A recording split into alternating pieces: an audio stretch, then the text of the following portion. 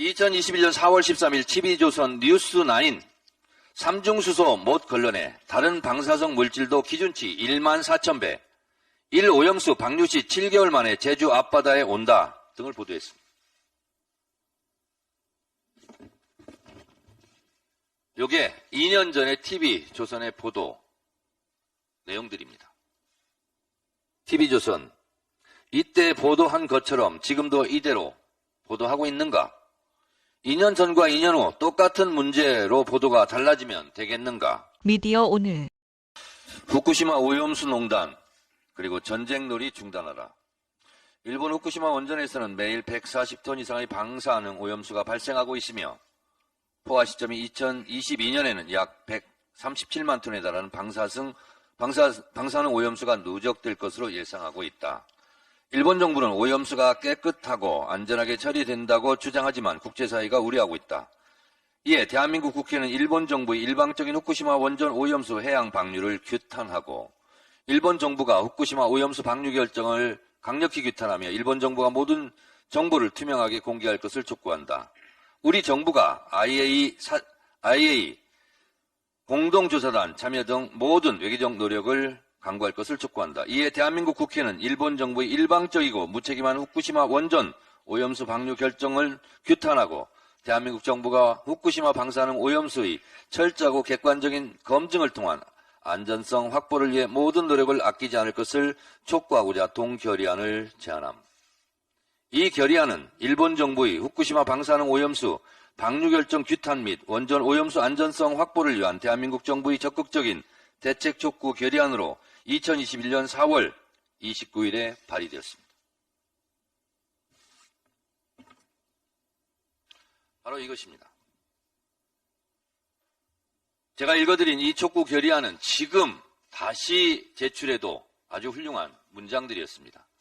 발의자 명단을 보면 지금 안보실장하고 있는 조태용, 그리고 국민의힘 당대표 김기현, 그리고 박진 외교부 장관, 정진석 등 16인의 국민의힘 소속 의원들입니다.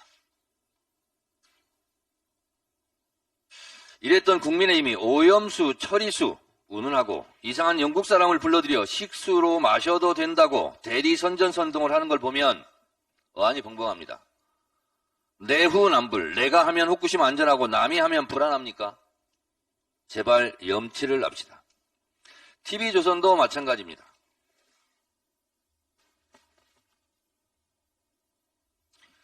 2021년 4월 13일 TV조선 뉴스9 삼중수소 못 걸러내 다른 방사성 물질도 기준치 14,000배 1오염수 방류 시 7개월 만에 제주 앞바다에 온다 등을 보도했습니다.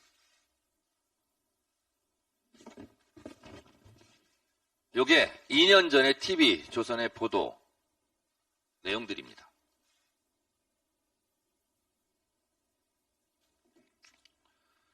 TV조선은 또 일본 정부는 이 오염수를 처리수라고 부르며 안전하다는 점을 홍보하는 데 바쁘지만 전문가들의 생각은 다르다며 지난 2018년 조사에서 맹독성 물질인 스트론튬은 일본 기준치 14,000배, 세슘은 최대 9배나 나왔다. 탱크에 보관 중인 오염수 12만 톤 가운데 70% 이상이 안전기준을 넘겼다고 일본 스스로도 인정했다고 보도했습니다.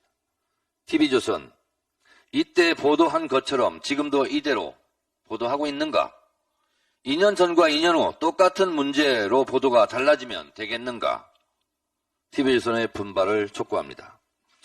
어제 한상혁 방통위원장을 법적 근거 없이 면직하고 MBC 뉴스룸을 압수수색했습니다. 국회에서는 가방위원장만 선출되었습니다. 우연의 일치인가? 언론 탄압하는 정권의 말로는 비참합니다. 이것이 계획된 시나리오인가? 참 궁금합니다. 오늘 오전 6시 41분 행정안전부의 위급 재난 문자가 날라왔습니다. 06시 41분 서울특별시에서 발령한 경계 경보는 오발령 사항임을 알려드림. 누리호가 발사돼도 이렇게 할 겁니까? 지금 장난합니까? 전쟁놀이 합니까? 아침잠을 설치게 한 오발령 문자를 보낸 서울시장은 공개 사과하고 책임자들을 문책해야 합니다. 공포 분위기 조성, 안보 불안 조성, 전쟁 마케팅으로 정권의 지지율을 높이려는 의도가 있는 겁니까? 이런 쌍팔년식 불안감 조성으로 취할 정권의 안정은 없습니다. 제2북풍 조작으로 정권의 지지율을 올리려는 얄팍한 꿈이 있다면 그 꿈 깨시기 바랍니다. 어제 본회의장에서는 김진표 국회의장이 국회법을 위반했습니다. 국회법 제112조 3항 이의가 있을 때는 표결하여야 한다고 의무사항으로 규정하고 있습니다. 제가 분명히 일어서서 손을 들고 이의 있습니다 라고 표명했음에도 불구하고 깡그리 무시했습니다. 법적 조치로 법의 판단을 받아보겠습니다. 법적 조치를 검토하겠습니다. 어젯밤 뒤통수가 많이 아팠습니다. 저는 꺾이지 않고 제 길을 가겠습니다.